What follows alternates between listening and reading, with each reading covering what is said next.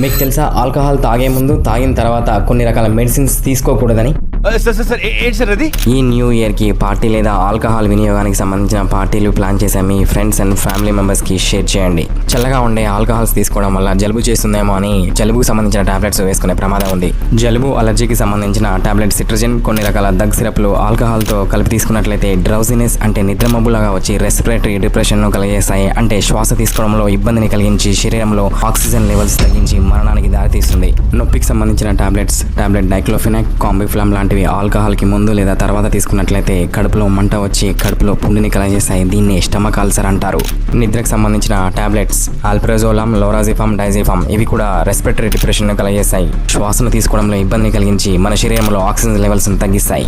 డయేరియాలో వాడే tablet మెట్రోనిజోల్ alcohol తో కలిపి తీసుకున్నట్లయితే వామిటింగ్స్ లేదా హెడ్ ఎక్స్ ని కలిగజేస్తాయి. టాబ్లెట్ పారాసిటమాల్, దీన్ని ఆల్కహాల్ తో కలిపి తీసుకున్నట్లయితే పారాసిటమాల్ మెటబాలిజం కాలేయంలోనే జరుగుతుంది మరియు ఆల్కహాల్ డైరెక్ట్ ఎఫెక్ట్ కూడా కాలేయం మీదనే పడుతుంది. కాబట్టి కాలేయానికి సంబంధించిన జబ్బులు వచ్చే అవకాశం ఉంది. ఇలాంటి ఇంట్రెస్టింగ్ వీడియోస్ కోసం ఫాలో చేయండి.